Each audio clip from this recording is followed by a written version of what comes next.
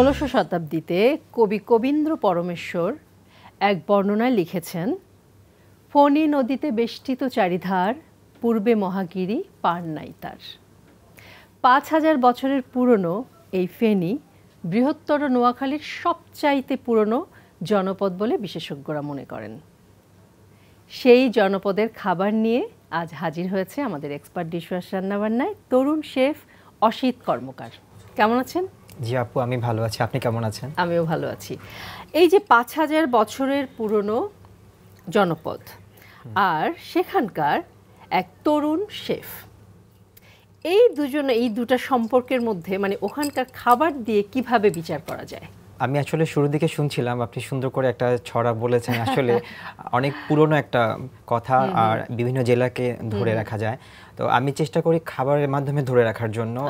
আমি যদি নিজে আমার ঐতিহ্যকে না মনে রাখি, আর যেহেতু এখন আধুনিক একটা সময়, তো সেইভাবে আধুনিক এবং ঐতিহ্যতাকে ধরেই মিশিয়েই আমাদের চলতে হবে। আর খাবার দিয়ে যেহেতু মানুষের মনটা জয় করা যায়, বলা হয়ে থাকে ভালোবাসাটা আসলে খাবার থেকে আসে। আর আমরা যারা তরুণ, যারা কাজ করছি, আমি বা আমাদের মতো অনেকে, আমি আশা করি তাদের উচিত পুরনো খাবারগুলোকে একটু তুলে আনা, তাহলে হয়তো আমরা আরো আগাতে পারবো।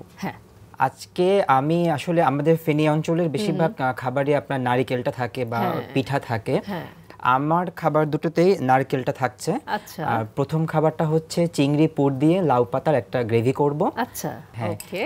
আর দ্বিতীয় রেসিপিটা আমি রান্না করতে করতে পরেই বলছি। ওকে। চিংড়ি পুরে লাউ পাতার মাখানি, এটা তৈরি করতে আমাদের কি কি লাগছে একটু বলে দাও দর্শকদের জন্য। চিংড়ি পুরে লাউ পাতার মাখানি তৈরি করতে আমি এখানে সবগুলো উপকরণ বলে দিচ্ছি। আমার লাগছে জিরে বাটা, সরষে বাটা, নারকেল দুধ, সয়াবিন তেল, পেঁয়াজ বাটা, ধনে বাটা, লাল মরিচের গুঁড়ো, হলুদ গুঁড়ো, ময়দা, লবণ, রসুন বাটা, নারকেল বাটা, থেতো করা এলাচ এবং দারচিনি, সরষের তেল, আদা বাটা, চিংড়ি পেস্ট, ময়দা, চালের গুঁড়ো, বেসন, কালো জিরে, ধনে পাতা, লাল এবং সবুজ কাঁচামরিচ কুচি, ধনে পাতা কুচি, আর অবশ্যই লাগছে লাউ পাতা। প্রথমে আমরা কি করছি? প্রথমে আমি একটা ব্যাটার তৈরি করব, সেটা চালের গুঁড়ো, ময়দা এবং বেসন দিয়ে। আমি প্রথমে চালের গুঁড়ো দিচ্ছি। কতটুকু দিচ্ছি আমরা? 2.5 টেবিল চামচ আমি দিচ্ছি। আচ্ছা, আমি 2.5 টেবিল চামচ দিচ্ছি, লাগলে আমি আবার দিতে হবে আমাকে। একটু পরিমাণে বেসন দিচ্ছি, 1 চামচ ময়দা, একটু করে ময়দা দিচ্ছি কালো জিরেটা দেখতে সুন্দর লাগার জন্য। ও আচ্ছা। একটু হলুদ, আর অবশ্যই লবণটা লাগছে। এটা খুবই সামান্য, কারণ আমার এটা 3টা ধাপে আমি রান্না করব। তো আমাকে একটু মিক্স করে নিই। হ্যাঁ, এটা আমি একটু মিক্স করে দিচ্ছি। আচ্ছা, এখন আমি একটা মেশানোর জন্য পানি লাগছে আমার। কতটুকু দিচ্ছি? হ্যাঁ, অল্প করে দিতে থাকে, আমি একটু মিক্সচার করতে করতে। হ্যাঁ, ঠিক আছে। ওকে। বাহ, কালো জিরাটা সুন্দর লাগছে দেখতে। হ্যাঁ, এটা যখন মানে ফ্রাই হয় না, ভালো লাগছে দেখতে। আচ্ছা, এটা আমি আগে একটু মিশিয়ে রাখলাম। যদি আমার পরে যখন দেখবো আমি চালের গুঁড়োটা একটু বসে যায়, তাহলে আমি আরেকটু পানি ইউজ করব। এখন আমি এটা একপাশে সরিয়ে রাখছি। যেহেতু চালের গুঁড়ো ওটা একটু ফুলে উঠবে, একটু সরিয়ে রাখছি। এখন আমি চলে যাব দ্বিতীয় ধাপে। আমি যে পুরটা করব সেখানের জন্য আমার একটা বোল লাগছে। এটাই হচ্ছে আমার রেসিপির মূল জিনিসটা। আর একটা জিনিস খেয়াল করবেন আপু, এখানে আমার বেশিরভাগ মশলাই কিন্তু বাটা, এবং আমি কিন্তু এগুলো সম্পূর্ণ চেষ্টা করেছি একদম সেই প্রাচীন খাবারটা। হ্যাঁ, অ্যাকচুয়ালি শিল নোড়া বা শিলপাটা যাই বলি না কেন, তো আমি চেষ্টা করেছি পুরনো রেসিপিটা অব্যাহত রাখতে একদম। সেই ক্ষেত্রে আমি সব বাটা মশলাটাই ব্যবহার করছি। আমি এখানে দিচ্ছি একটু করে। এখানে চিংড়ি বাটা কতখানি চিংড়ি আছে? এখানে আমি 250 গ্রাম চিংড়ি নিয়েছি, একটু বড় সাইজের। 250 গ্রাম দিয়েছি। একটু করে পেঁয়াজ বাটা দিচ্ছি, কারণ আমরা পেঁয়াজ বাটা আবার ব্যবহার করব। ওকে। একটু করে রসুন বাটা দিচ্ছি। ওকে। নারকেল কোরানোটা বাটা, হ্যাঁ, একটু বাটা নারকেল দিচ্ছি, এটা আবার আমাদের লাগছে। ওকে। চিংড়ির সাথে একটু দিচ্ছি সরিষা বাটা। আচ্ছা। আবার সেই আমাকে লবণটা দিতে হচ্ছে। একটা পোরশন আমরা আগে রেডি করেছি, সেখানে লবণ দেওয়া আছে। এটা আমরা সেকেন্ড পোরশন করছি, এটা তো আমাদের একটু লবণ দিতে হবে। হ্যাঁ, কারণ এখানে আমি 3টা ধাপে করছি, তো আমাকে লবণটা 30% করে করে দিয়ে তারপরে আমাকে লবণটা দিতে হবে। একবারই বেশি দিয়ে দিলে দেখা যাবে ঝামেলা হয়ে যাবে। এটা আমি পুরটা তৈরি করছি। এখানে আমার আরো একটু কিছু জিনিস বাকি আছে। আচ্ছা, একটু মিশিয়ে নিচ্ছি আমি। এখানে আমার যেটা বাকি আছে সেটা হচ্ছে একটু কাঁচামরিচ দেব কুচি। এটা আসলে ঝাল যে খেতে পছন্দ করে। ফেনীর মানুষ কেমন ঝাল খায়? মোটামুটি খায়, ভালোই ভালোই খায়, খায়। তাই না? আপনি টেস্ট করবেন দেখে আমি একটু কম দিচ্ছি। তাই না? আর একটু দিয়ে দিচ্ছি কাঁচা ধনেপাতা কুচি, এটা দেখতে ভালো লাগে। আমরা লাল মরিচটা কিন্তু এখনো দেইনি। লাল মরিচটা আমি ডেকোরেশনের জন্য রেখেছি। অ্যাকচুয়ালি এখানে দিলে আর ভাজা হয়ে গেলে দেখা যাবে না। এই ব্যাটারটা আমি এখন করে রাখছি। আমি এখন চলে যাব আমার তৃতীয় ধাপে, যেখানে আমার লাউ পাতাটাই কাজে লাগছে। লাউ পাতাটা এখানে আমি বলে দিচ্ছি, যেহেতু আমাদের একটু সময় স্বল্পতা, সেজন্য আমি লাউ পাতাটাকে ভালো করে ধুয়ে একটু কুসুম গরম পানিতে, খুব বেশি গরম হবে না, কুসুম গরম পানিতে লবণ দিয়ে জাস্ট 1 মিনিটের মতো ভাপিয়ে নিয়েছি। ভাপিয়ে নিয়ে ঠান্ডা পানিতে রেখে আবার পানিটা চিপে নিয়েছি। কাপড়ের মতো হয়ে যায়। হ্যাঁ, একদম কাপড়ের মতো হয়ে যায়। এইভাবে আমি কিন্তু ফ্রিজে জিনিসটা রেখে দিতে পারি অনেকদিন ধরে। আচ্ছা, এখন আমি এটা বিছিয়ে নিলাম। আমি এটা পুরো একটা কাপড়ের মতো, কিন্তু হ্যাঁ, একদম কাপড়ের মতো হয়ে যাবে এটা। এটা আমি এভাবে রাখছি। আমার আরেকটু কাজ আছে, এভাবে আমি কয়েকটা করে নিচ্ছি। আচ্ছা,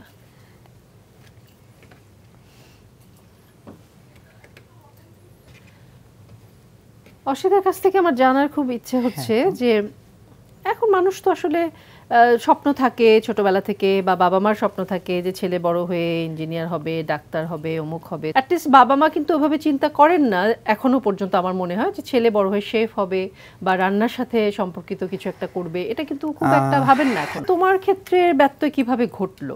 আমি মার্কেটিং এ মাস্টার্স করেছি। ওকে।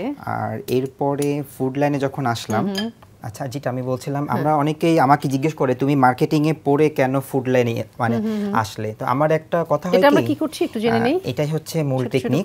এটা হচ্ছে যদি খুলে না যায়। ও, এটা কি বেঁধে দিব? হ্যাঁ। আচ্ছা, আমরা রশির মতো করে ছিঁড়ে ছিঁড়ে নিচ্ছি পাতাটাকে যাতে বেঁধে দেই, যাতে খুলে না যায়। কারণ আমি যখন মানে রান্না করতে যাব সব ধরনের ঢাল তলোয়ার নিয়ে নামাটাই উচিত আর কি। ঠিক তাই। আমি মেনটেন করি আমার সেই মানে মার্কেটিং বা বিপণন যাই বলি বাংলায়, সেই সাবজেক্টটাকে আমি আমার রান্নায় লাগানো মানে ঠিক তাই ইউজ করি যতটুক পারা যায়। কারণ আসলে কোনো শিক্ষা আসলে ফেলে দেওয়ার মতো না। আমি হয়তো আজকে এই জায়গাটা নিয়ে কাজ করছি, আমার ভালোবাসার জায়গা। তো ভালোবাসার জায়গাতে আমি আমার শিক্ষাগত কাজে যাচ্ছে আর কি। আমাকে কতখানি লাগানো যায় আমি এটা বলতে গেলে আমি সফল এই জায়গাটায়। আমি আমার মার্কেটিংটাকে খুব কাজে দিয়েছি এখানে। আচ্ছা, এখন তো আমরা অনেকেই স্বাস্থ্য সচেতন। আমি যদি মনে করি আমাদের প্রতিটা মানুষের ক্ষেত্রে কার্বোহাইড্রেট বা প্রোটিন বা মিনারেলস সবই দরকার, ভেজিটেবল। একটু যদি আমি বিচার বিশ্লেষণ করি, আমি কিন্তু এখানে সবই পাচ্ছি।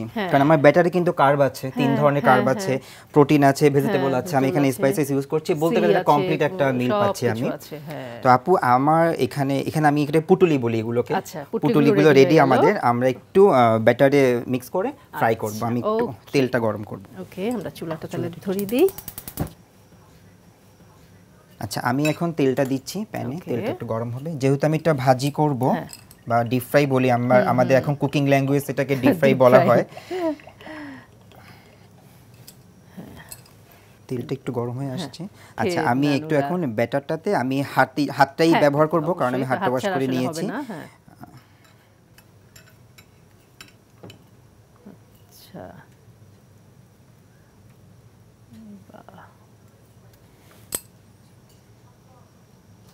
আমি যখন আমার ছোটবেলায় চতুর্থ কি বা পঞ্চম বার রান্না করতে যাই, ভুনা খিচুড়ি করছিলাম। আচ্ছা, তো তখন হয়েছে কি, জানতাম না কিভাবে কি রান্না করতে হয়। তো মানে 5 ফোড়ন দিতে গিয়ে অনেকগুলো তেল পুরো আমার শরীরে ছিটে চলে এসেছিল। ও মাই গড। তো তারপরে তো যা হওয়ার তাই বাকি। তবে হ্যাঁ, হয় কি অনেক সময় বিপদ থেকে অনেক কিছু শেখা যায়। তখন থেকে আমি আসলে কিভাবে সাবধানতা অবলম্বন মানে হয়েছি আস্তে আস্তে। এগুলো তো সব ভাজা হবে, তাই না? একটু ভাজা হতে আমাদের সময় লাগে। আমাদের লাউয়ের পাতার যেই কি বলে এটাকে নামটা, পুটুলিগুলো দেয়া হয়েছিল, 2টো বা 3টে বাকি ছিল, সেই 2-3টেও আমরা এর মধ্যে দিয়ে দিয়েছি। এবার আমাদের ভাজাটা হবে। এটা একটু মুচমুচে করে ভেজে নেব। বোঝা যাচ্ছে যেটা মুচমুচে হচ্ছে। হ্যাঁ, কারণ চালের গুঁড়ো আছে, বেসন আছে, একটু ময়দা আছে। মানে অ্যাকচুয়ালি আমার এটা ভালো লাগে, যারা যেই কাজই করি না কেন, নট অনলি খাবার, আমি যদি ট্র্যাডিশনটা ধরে রাখতে চাই, ওটা নিয়ে কাজ করে আমাকে অবশ্যই আমার রুটটা মানে জেনেই কাজ করা উচিত আসলে সেই জায়গাটা। আমাদের প্রায় আটা হয়ে হ্যাঁ, আসছে। মুচমুচি হয়ে গেছে মনে হচ্ছে দেখে একদম। আমরা কি আঁচটা কমিয়ে দেবো? একটু কমিয়ে দিই, আমি একটু পরেই এটা তুলে ফেলবো। একটু কমিয়ে রাখলাম। আমি এটা এখন তুলে ফেলছি। ওকে, বাহ, এক একটা পুটলি এখন তোলা হবে।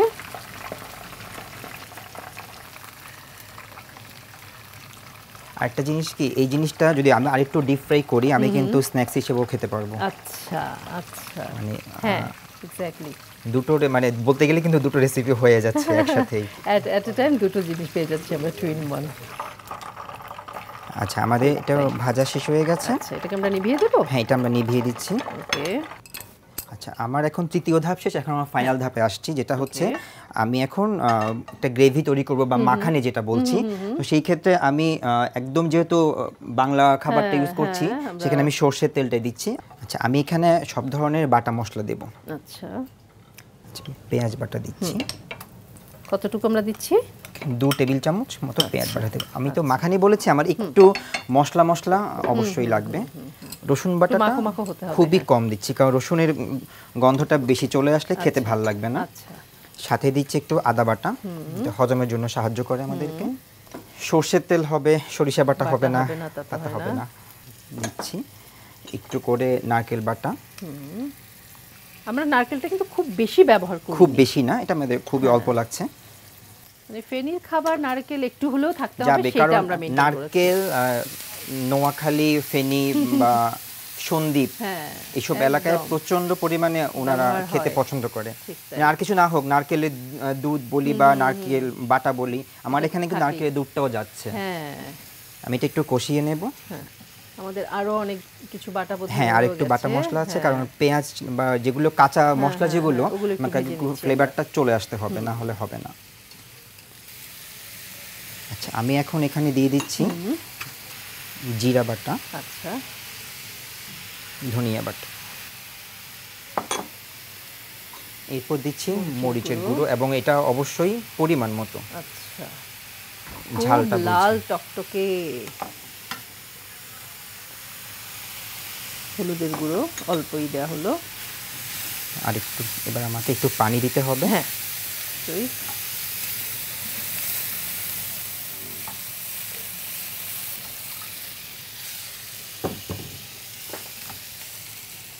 আমি এখানে একটু কাঁচা মরিচ দেব। নারকেলের দুধ এটা দেওয়ার সাথে সাথে কালারটা চেঞ্জ হয়ে যাবে, এবং এটা আমি একটু দরদ হাতে দিচ্ছি।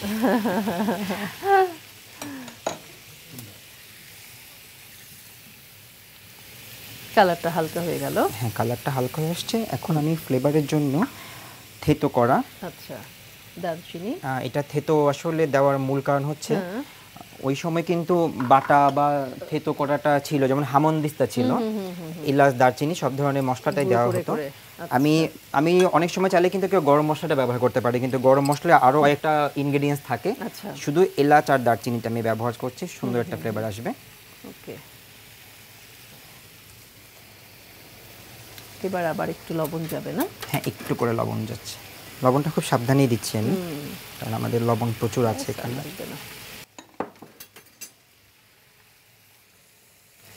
আমি একটু ঢেকে দিই।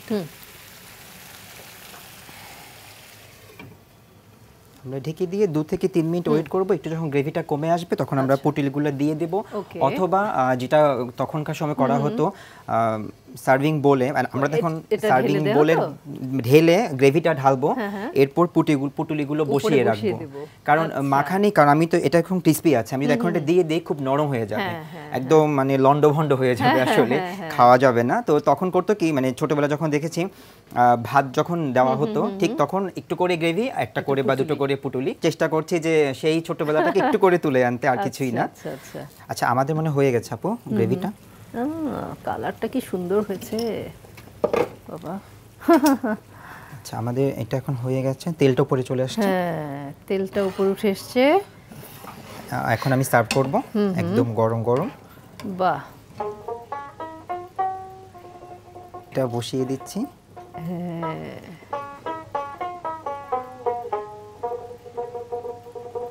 ব্যাস যেহেতু আমার রান্না শেষ, আমি এখন একটু সাজুগুজু করাবো। তখন লাল মরিচের গুঁড়ো দেওয়া হয়েছে, কাঁচামরিচ দেওয়া হয়েছে, এখন আবার লাল আর মরিচ। এটা আসলে অবশ্যই এটা ফ্লেভারও চমৎকার লাগবে, ফ্লেভার চমৎকার। আর যদি বলি লাল সবুজ যে বাংলাদেশের যে পতাকা, যেহেতু গ্রামীণ একটা খাবার, আমি আবারও একটু সরষের তেল দিয়ে দিচ্ছি উপরে ফ্লেভারের জন্য।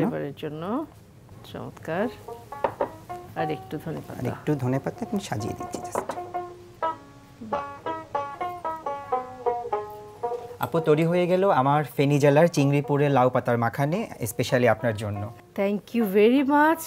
চিংড়িপুরে লাউ পাতার মাখানি অসাধারণ সুন্দর, চমৎকার। এরকম একটা রেসিপি খুব কঠিন কিন্তু না, আমার মনে হয় বাসায় তৈরি করে খাওয়া যেতেই পারে, মানে অসাধারণ একটা রেসিপি কিন্তু। Thank you very much Asit. এরপরে আমরা কি রেসিপি করব? যেহেতু এটা একটা সারপ্রাইজ বলেছি, কারণ যেহেতু আপনি দেখেছেন আমার এখানে চিংড়িপুরের লাউ পাতার মাখানি করতে গিয়ে অনেক আয়োজন ছিল। এখন খুবই সামান্য একটু আয়োজন, বাট এটাও অথেন্টিক। এটা নাম হচ্ছে আমসত্ত্ব এবং নারকেলের চাটনি। আচ্ছা, এই রেসিপি তৈরি করতে আমাদের কি কি লাগছে এটা যদি তুমি দর্শকদের জন্য একটু বলে দাও। এই রেসিপি তৈরি করতে আমার সবচেয়ে কম উপকরণ লাগছে, আমার আগে রান্নার চেয়ে অনেক কম। আমসত্ত্ব নারকেল, যেহেতু আমার প্রথমে আমসত্ত্ব নারকেল লাগছে, চিনি, সাজানোর জন্য নারকেল লাগছে, সরষের তেল, শুকনো মরিচ, 5 ফোড়ন, হলুদ এবং লবণ। আচ্ছা, আমি আবারও বলছি, সময় একটু স্বল্পতা, আর আগের দিনের খাবারগুলো একটু লং প্রসেস ছিল, তো সেটা করতো কি না, আমসত্ত্বগুলোকে একটু ঠান্ডা পানি বা গরম পানিতে ভিজিয়ে রাখা হতো। আমি একটু প্রসেস করে গরম পানিতে ভিজিয়ে রেখেছি 10 থেকে 15 মিনিট আমাদের কাজের সুবিধার জন্য। আর এখানে আমি আমসত্ত্বটা এনেছি। আচ্ছা, ওকে, আমরা তাহলে রান্নাতে চলে যাই। শুরু করি। এখানে সরষের তেল দিচ্ছি। চাটনি আসলে বললে বা আচার, চাটনিতে সরষের তেল, 5 ফোড়ন এবং শুকনো মরিচ মাস্ট। একটু আমরা 3 টেবিল চামচের মতো তেল নিয়ে নিলাম। এখানে শুকনো মরিচ দিচ্ছি, দুটো দিচ্ছি, বেশি দিচ্ছি না। আচ্ছা, কারণ চাটনি তো খুব একটা ঝাল আসলে চাটনিতে যায় না, একটু মিষ্টি মিষ্টি থাকবে। একটু 5 ফোড়ন দিচ্ছি, তেলটা গরম হয়ে গেছে। ওকে, একটু ওয়েট করব। গরম হয়ে গেছে। শুকনো মরিচটা যখন একটু কালার চেঞ্জ করবে, সেই মুহূর্তে আমি নারকেলটা দেব। একটু ডার্ক হবে, তারপরে আমরা আমি নারকেলটা পুরোটাই দিয়ে দিচ্ছি এখানে। ওকে, কতখানি নারকেল আছে এখানে? এখানে একটা নারকেল পুরোটা। এটা কুড়ে নিয়ে বেটে নিলেই হবে, একদম শিলনোড়ায় বেটে নেওয়া। নারকেলের একটা আলাদা ফ্লেভার থাকে। তার সাথে অ্যাড হচ্ছে সরিষার তেল। আমি এখানে একটু পাচ্ছি, হালকা একটু লবণ দেব, 1 পিঞ্চ।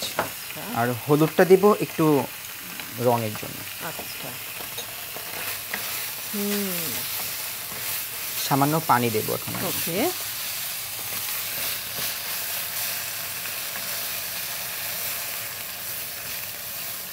ঠিক আছে। পানিটা দিয়ে আমি এখানে চিনিটা দেব। চিনিটা অ্যাকচুয়ালি স্বাদ অনুযায়ী, চাটনি তো একটু কম করে দিচ্ছি, কারণ আমার আমসত্ত্বর টকটা আমাকে আনতে হবে। আমি যদি চিনিটা বেশি না হয় খেয়াল রাখবো, তাহলে তো পুরোটা একদম মিষ্টি হয়ে যাবে। আর চিনিটা মেল্ট হয়ে কিন্তু আরেকটু পানি ছাড়বে। কাছাকাছি হয়ে আসছে। আমি এখন আগে থেকে যে আমসত্ত্বটা ভিজিয়ে রেখেছি সেটা আমি দিয়ে দিব। আমি কিন্তু পানি তখন খুবই কম দিয়েছি। এই পানিটা একটু সময় লাগবে, একটু ঘন হবে। আর চাইলে কিন্তু আরো কালার আনার জন্য একটু হলুদ বেশি দেওয়া যায়, বাট আমি দিচ্ছি না। আমসত্ত্বর যে একটু একটা ব্ল্যাকিশ কালার আসবে, ডার্ক ব্রাউনিশ কালার, আমাকে একটু সময় রাখতে হবে। আচ্ছা, আমরা কি ঢেকে দেব? একটু ঢেকে দিই। আচ্ছা, কতক্ষণ লাগতে পারে? 5 থেকে 10 মিনিট। যদি আমি বেশি ঘন খেতে চাই, শেষ, আমার কিছু নেই আর। এবার আমরা ঢাকনা খুলবো, আমাদের চুলাটা নিভিয়ে দিলাম। আমরা খুলবো? অবশ্যই, হয়ে গেছে। বাহ, একটু নেড়ে দিচ্ছি। এই যে আমসত্ত্বগুলো কিন্তু ভেঙে যায় না। হ্যাঁ, আছে আস্তে আস্তে। এটা এখন খুবই সফট হয়ে যাবে। কালারটা চেঞ্জ হয়েছে। ওয়াও, সুন্দর একটা ফ্লেভার পাচ্ছি। আমি এখন সার্ভ করব, তবে এটা ঠান্ডা করে খেতে সবচেয়ে মজা। হ্যাঁ, এত গরম গরম চাটনি খেতে আসলে ভালো লাগবে না, একটু ঠান্ডা খেতেই ভালো লাগবে।